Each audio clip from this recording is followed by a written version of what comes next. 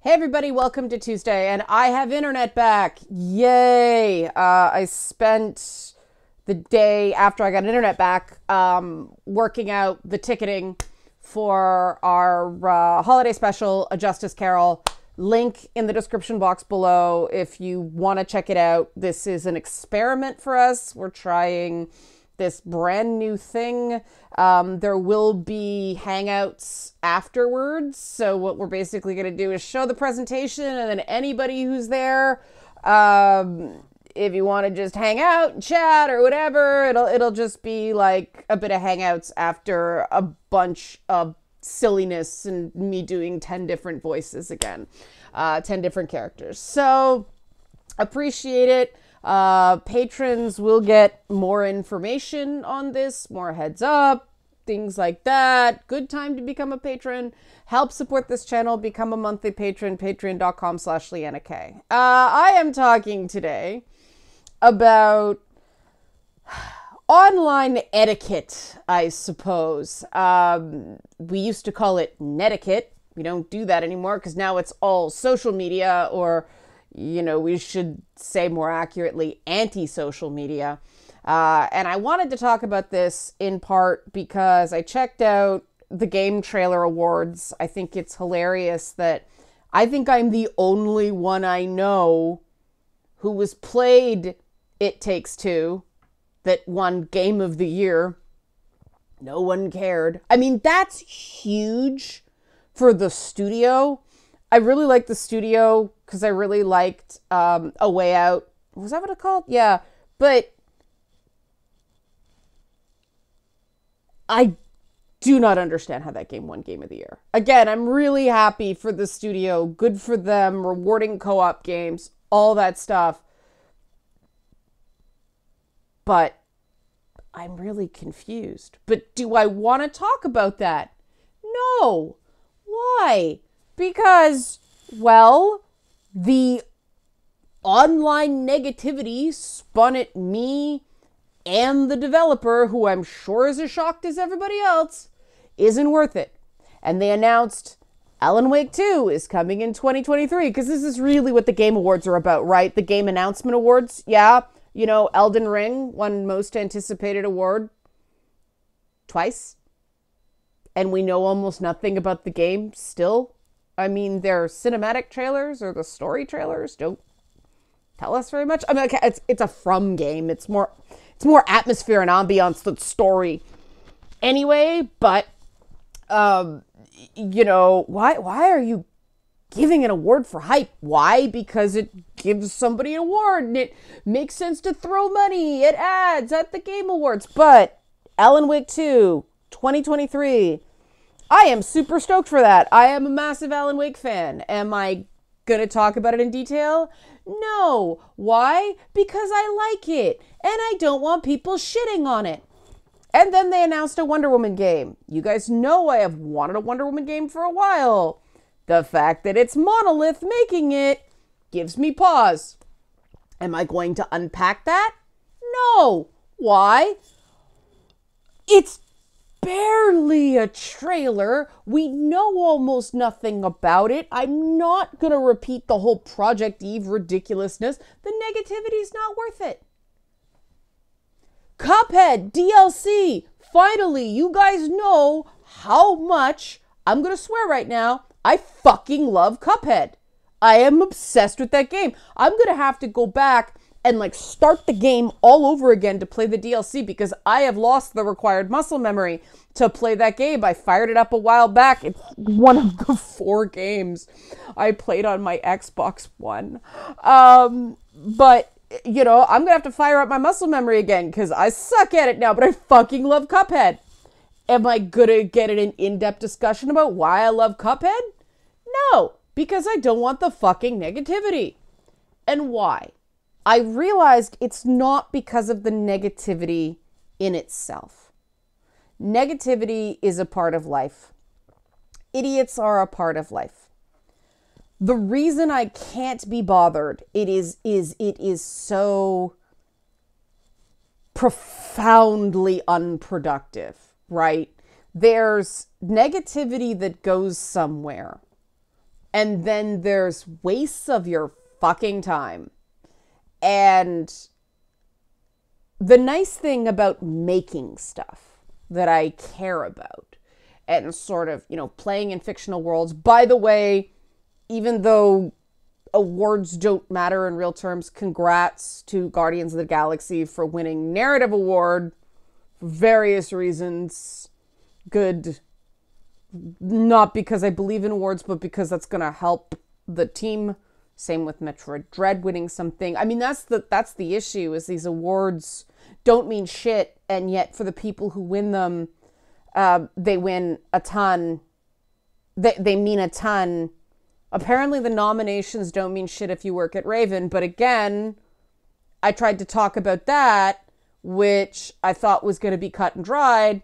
Way more negativity than I expected. And again, if the negativity was the beginning of a productive dialogue, awesome. And that is a slide from even, the battle days from 2014 and 2015.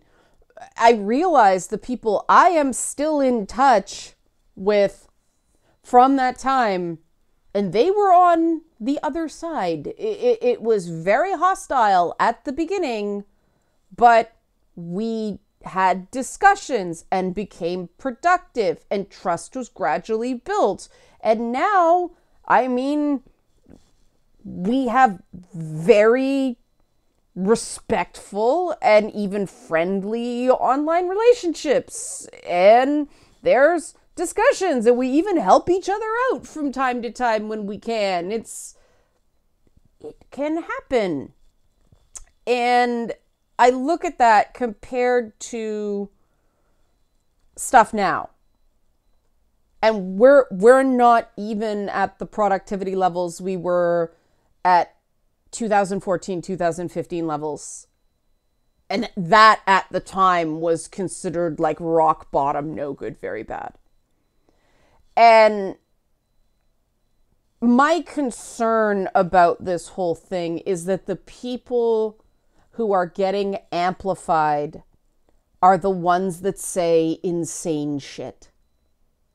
And nobody else wants to bother trying to explain why the insane shit is insane, because it's just not worth it. You get hate bombed, you get all this negativity, you get people who should know you better accusing you of a bunch of stuff that is just not true, because the internet is full of organizations and companies and individuals who have turned pushing people's emotional buttons and short-circuiting reasoning into a science. It's not even an art anymore. It is a straight up science. They know wordings and turns of phrase and various things to short circuit reason. And it's at the point where I'm just retweeting Betty Wright trends and marveling at the calculated ratchetness of Kim Kardashian, because, okay, she's super easy on the eyes. Like, she's a gorgeous woman, right? But bathroom selfies, there aren't even selfies, right? Like, they're bathroom, you see the guy with the light and the guy with the phone. So many tangible details in those stories. I retweeted it, but I was just marveling at it yesterday because I'm like, this is calculated and this is meaningless. And you know what? This is my speed right now. I'm like applauding Kim Kardashian for being ratchet about passing the first year entrance exam for law school. And, you know, articles are like, oh, she failed 3 times. I don't freaking care. She passed this time. She got in. Kim Kardashian may be the most substantive, shallow person in the world. And I applaud her for that. Like, she is doing less harm to people than a lot of other people out there who are taken more seriously for reasons I do not understand. But I applaud you, Kim Kardashian. You were my person of the week, and that shows where we're at. Because I really think people are tired and people's nerves are raw. And so it's way easier to lead people around by the nose, and the trend, the conditioning, if you will, over the last 5 or so years has been people just want to stay out of trouble and say the right things because they don't want to get bombarded with nastiness. They don't want to have to explain to their boss or their family or their friends what the hell's going on with them online. They don't want people contacting their employers or contacting people they work with. Hey, welcome to my fucking month last month, because somebody's got a grudge. And like in my case, fortunately, everybody just sort of laughed it off. But, you know, it can very easily go the other way. And that's bullshit. And there's absolutely nothing you can do. And that's the problem, is you can just be living your life and doing your thing and making your stuff and being you, and you don't even do something wrong. People just twist what you say. And yes, twisting is deliberate. And I don't think everyone that's misconstrued me is doing it deliberately, but there are some people who are. Because, you know, they're clout chasing, or they're trying to make their name on attacking me, and like, my channel's not even that big, but it's big enough that people decide to take cracks at me. Also, I'm fairly logical and have a modicum of persuasive ability. And so there are some people who are threatened by me who really shouldn't be, and yet they are, and they resort to really dirty tricks. I mean, it's amazing to me that major figures on, you know, the alt-right and major figures on the kind of insane left decide to bother with me, a Canadian with a medium-sized YouTube channel. I rattle people. In part because I don't play the typical game of getting down in the muck. I do my research. I keep up on my I hate the term do research, but, you know, if I decide to speak about something, it's because, as I say all the time, I feel like I have something to offer.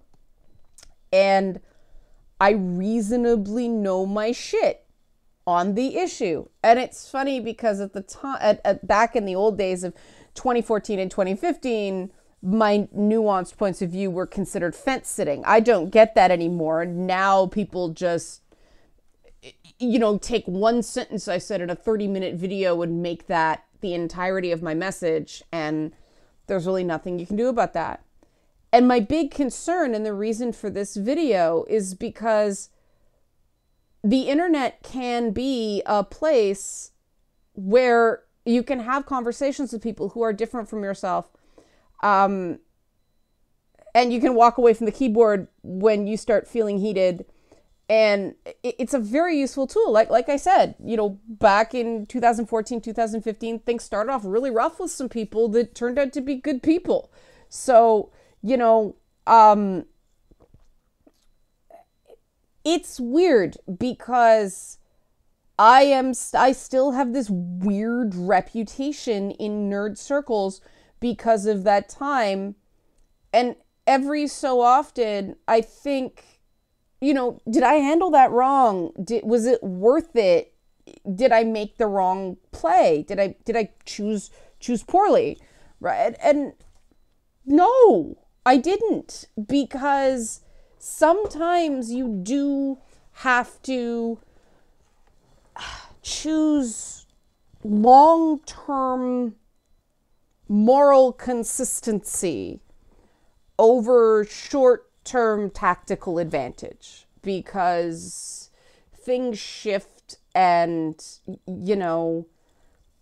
you never know what the world's going to look like in 3 years or 5 years. I mean, back in 2015, was anybody thinking about COVID? No. So yeah, I took a real bite. I took a real hit. I got blacklisted for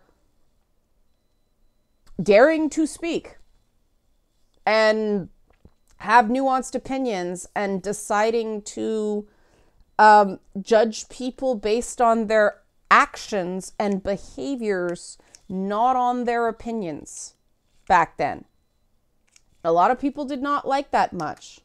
I stand by that. And prediction time, I think that's the way we're slowly going, because people are just sick of this. People are going to increasingly be judged not on the opinions they hold, but how they argue those opinions, how they consider other people, how they, leave room for disagreement when there is room for disagreement, and stick to their guns when something's very important to them. I believe more and more and more that's going to matter, because people are just going to have to generally, except for, the super duper rich, are just generally going to have to get by with, more simple lives. And when we're not distracted by distractions, Yogi Berraism, all of a sudden that stuff becomes a lot more important. Knowing who you can trust, knowing when someone's word is good, someone's reputation for being solid, even if you don't agree with them, all that matters. That is what I learned growing up in a lower income neighborhood. And I'm not giving up those truths for trends, because I believe in those truths. And if I actually want, a more just and equal world, well, we need to start using the things and valuing the things that are left when all the consumption trappings are gone. And I think more and more authenticity is going to come back. Authenticity has been faked for a while, which is why there's so many of these rise and fall things, right? And a lot of ridiculousness. But that means we gotta get better about discussing things on the internet, debating things on the internet, and arguing things on the internet. And that's not gonna happen on its own. And this is the point where we decide, both for ourselves and collectively, like ourselves individuals and collectively, do we want that to happen quickly? Or are we going to be dragged kicking and screaming into a more productive paradigm where we can actually get things done and get back to sort of minding our own business and having fun and basically leading fulfilling lives to the best of our ability and minding our damn business, right? And that's part of what the Justice Carol, the holiday concert that we're putting on, is about. Kind of that message, but it's bigger than that, right? Going into 2022, I challenge people, and I mean, we're pretty good about it here. I have been surprised at some of the emotional reactions to things, but I'm taking my own advice and giving people the space to be human and having emotions, and recognizing that if someone is emotionally manipulated, it's not their fault.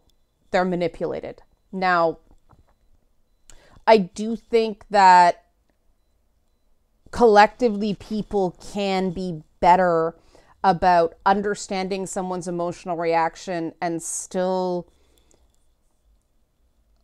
keeping people accountable for having healthy emotional responses instead of lose their shit emotional responses. And there is a difference. And I mean, that's why I do Wellness Wednesdays, and that's why I try to keep Wellness Wednesdays kind of sacrosanct in that regard. But there's also, I mean, there's a lot of social issues that I'm trying to figure out how to talk about. And that social issues sounds like political stuff, and they're not. You know, it's basically dealing with people stuff, that kind of socialization. And I haven't been able to figure out how to talk about this because I cannot find language that isn't going to trigger a massive group of people, and they're going to just not listen to anything I say because I said 2 or 3 words and they nope right the fuck out. So my question to you guys is this for Feedback Friday. What do we do about that? What do we do about the fact that commonly held, commonly used, commonly understood terms are not necessarily understood in the same way universally? That's been an interesting thing. But also, some people hear certain terms and they just go, nope. And so you lose them.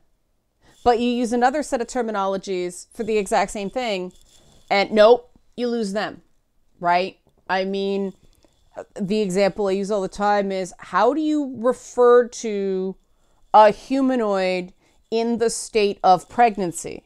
Because you say pregnant woman and one group of people gets super enraged at you, but you say pregnant person and another group of people gets super enraged with you. So you literally cannot describe a state without a very vocal group of people getting angry, so angry that they derail the conversation, and you can't actually have the conversation about, you know, a given pregnant human person. See, it's a woman. I don't have a term that isn't going to piss someone off. That's the problem. So we can't talk about something because we have had the words removed by various people fighting online who decide to then drop George Orwell quotes, apparently with no understanding of irony, because this fight over words is part of what Orwell warned against. There is not just the responsibility on the speaker to be able to magically mind read how things are going to land with individual people. People cannot be up on every sensitivity there. All that they can do is when someone says, you know, I don't like that term, can you please use this? Okay, and try, right? But this idea that how something lands is the only thing that matters and intents don't matter at all, that is just not true. And it just feels like there are two very entitled poles on the internet. On the one hand, you know, no, we're going to keep things exactly the same and you cannot change anything. In fact, we want to pull things backward to the time when times are good. And then there are other people going, no, we want to change everything immediately, no half measures. And if you don't get the right words that change every 6 months, well, you're a bad person, right? These two groups are both complicit in becoming complete impediments to communication. And that's not fair. That's not right. That's not productive. And what I'm wondering from you guys is what we do about that so we can have these conversations. And that's what I'm going to focus on Feedback Friday. I'm very, very curious with what you guys come up with. And remember, a Justice Carol on the 21st. Again, there will not be YouTube stuff for the entirety of it later. If you want to see the complete whole package with all the cool, funny stuff, you gotta be there. And, you know, patrons are gonna get get preferred status on that. So help support this channel. Become a monthly patron. Patreon.com/Leanna K. Thanks everybody for watching, and be well.